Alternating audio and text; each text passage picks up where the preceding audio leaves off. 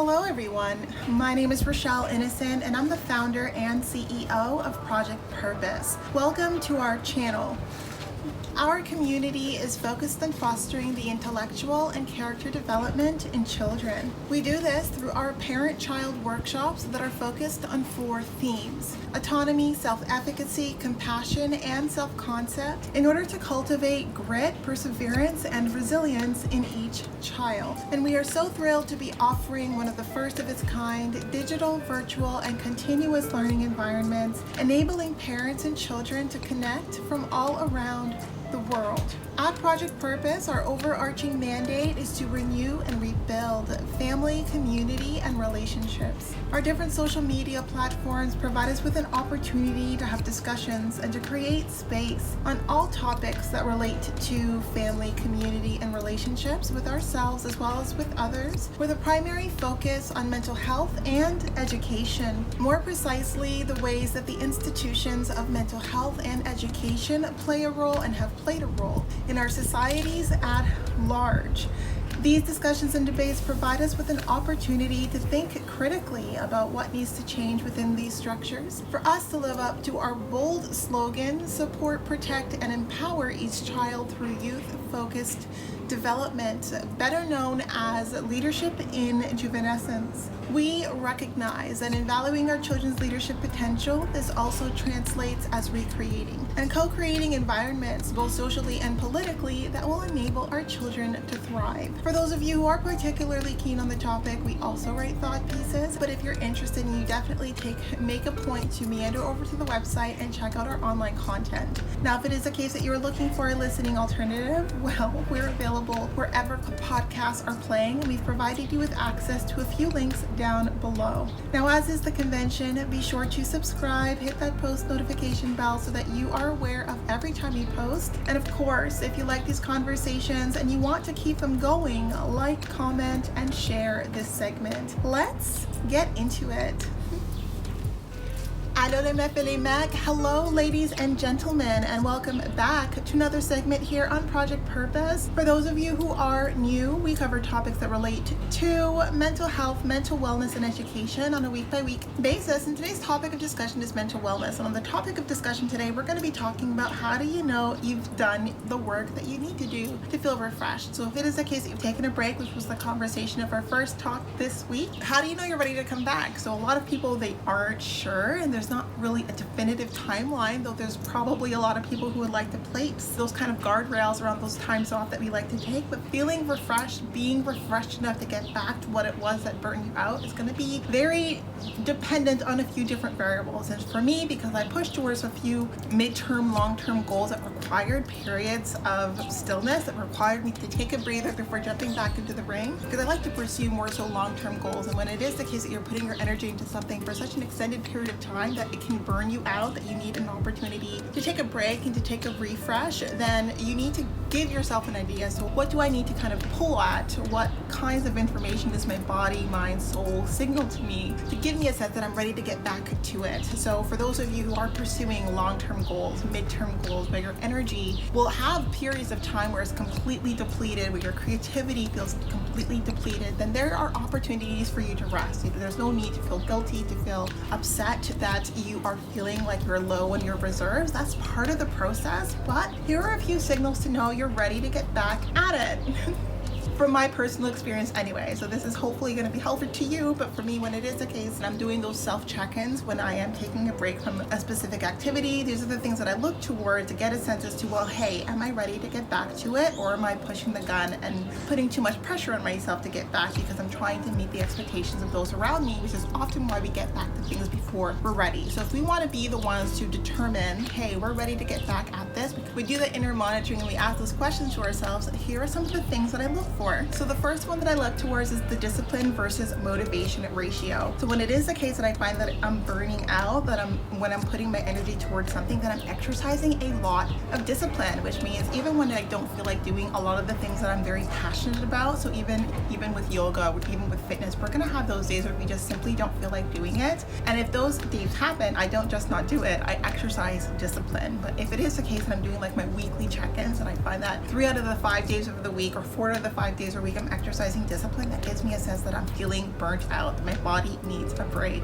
And so I like to really leverage that discipline versus motivation ratio, because when I start something, I'm highly motivated. I don't need to tap into my discipline. It doesn't take mind power whatsoever. I am ready to go. But when I find that I'm exercising discipline more often than not, then I'm monitoring the amount of time that I'm exercising that muscle, because that's the muscle that's going to lead to burnout if we don't give ourselves the break to feel that motivation again. And so I think discipline does eat motivation for breakfast every day of the week, but discipline, when exercised over an extended period of time, can give us a signal that we need to take that opportunity to have that break. And during that break, when we feel that rising motivation, when we start to feel that anticipation, that willingness, the want to get back at it, that's a great indicator that you've received enough refresh, enough rest to have those energies up to where they need to be to pick up the relay and get up and going in that specific vein, whatever the context.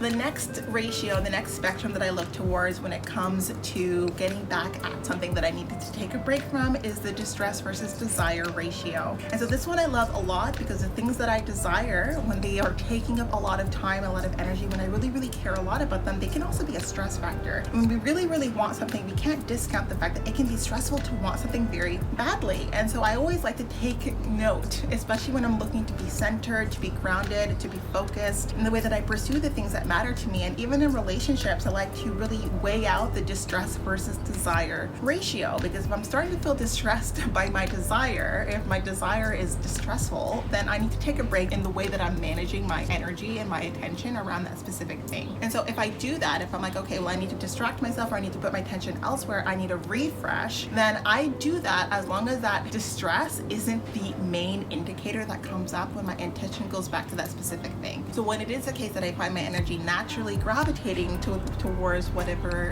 the object of my attention or my affection is at that point in time, but it's only with desire, there's like only good fuzzy positive feelings there, or it's mostly good fuzzy positive feelings there, then I know that I've found my way back to more of a balanced part of that spectrum where my desire isn't creating distress. But when it is the case that we even think about the thing that we want to get back to, and the thought about it creates a stress response, we're not refreshed yet. So I think that distract yourself, do other activities that help replenish those creativity reserves, replenish those energy reserves, so that when you look to put your energy back into the thing that you're putting your energy into, that there's more so a desire to get back at it without there being that stress factor, because a lot of things weren't happening the way you wanted them to, or because there's a waiting factor. I mean, there's so many different reasons why the things that we desire can become distressful, but a lot of it is about the way that we reference and frame control and our sense of control around those different things. So we need to make sure that we are centered and grounded and comfortable with what's beyond our realm of control, and something that requires a timeout. Sometimes we need to take a break, take a step back, take some time to breathe and to have repose and to have stillness, to be okay with where we are, with being cognizant that we're always exactly where we're supposed to be, that the things that we desire, the objects of our attention and our affection, they're for us, but in the appropriate time. And so when you have that balanced perspective, then you can approach the things that matter most to you from a place of feeling grounded and recentered and refreshed. So that's the second spectrum that I definitely look towards. And now the third one, and this one is the most, I think, obvious indicator for me anyway, is the spectrum between tranquility and boredom. When I first take a break from something, there is such a sense of tranquility that I'm giving myself that space to find my way back to center. And so it's very important that we don't immediately replace the activity that we were doing with a different activity. I really, when it is the case that I'm not putting my energy somewhere because I need to take a break from putting my energy in that space, I'm taking that space to re-give that energy back to myself. So I'm often taking that time to be reflective, to think about what I better, to think about what I want to do differently, and not doing that work. Taking that time to reflect and to think and to restore is often a very tranquil experience. It's a great experience because I'm doing some thought exploration, I'm learning more about myself, I'm giving myself areas where I can develop and do better at, and I'm feeling myself restoring that creativity because I'm thinking, I'm imagining, I'm having all of these ideas without putting them immediately to work. And sometimes it's the production factor that makes us feel burnt out, especially creatively,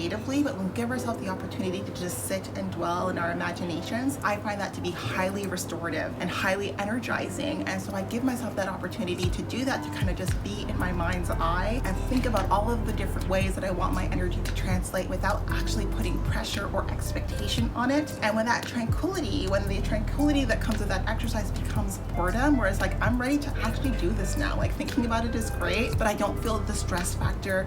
I don't feel like I'm having to exercise discipline to do it. I feel motivated, I feel the desire, and I have the boredom. And so with that boredom, it means I can tap into that desire, I can tap into that motivation, and I'm refreshed. I'm ready to hit the ground running with a new sense of creativity, with a new sense of perspective, of drive to approach the things that matter most to me. We all are gonna have an opportunity where we need to take repose, again, find that center, find ourselves grounded again, recalibrate the mindset that we have around the things that matter most to us, because midterm and long-term goals are gonna stretch us, they're gonna pressure us, and they're going to challenge our ways of thinking. And as we grow and develop, if we don't expand our ways of thinking to be able to carry the weight of the things that we're pushing towards, then it's gonna be kind of pushing against the grain of our own development that is required for us to be the person that we need to be to carry the things that we want to bring into fruition. So those are some of the examples and some of the ideas that I wanted to put into the ether, and some of how I do my reflection when it is the case that I'm taking the time to refresh. But it also is the case when I recognize that I've done the time that I need to feel refreshed and I'm ready to get back at it. So hopefully that was helpful to you. Hopefully that was some food for thought for you. If you have examples of your own, that I do invite you to definitely leave those comments down below. Share it with the group as to what things that you play on, what indicators give you a sense that you're done with your refresh and you're ready to get back and hit the ground running. In any case, that was it, but definitely not all. Now, before letting you go, I would be remiss if I didn't let you know that we will be going live at least twice a month, every month for the foreseeable future on our Facebook page, so definitely be sure to tune in. Now, these events are paid events, so if you do see yourself participating in our community on an ongoing basis, then I do suggest that you take a look at one of our package plans. Yes, we do offer package plans over and above our live events, as well as access to webinars and workshops largely focused on self-mastery over and above those events. So check it out, be part of our game changer community, being part of the change that you want to see, allowing us a small role to play in your journey. We are on the road to 1K, so we do invite you to follow us across all of our social media platforms, and we look forward to chatting with all of you very soon. We'll talk to you later.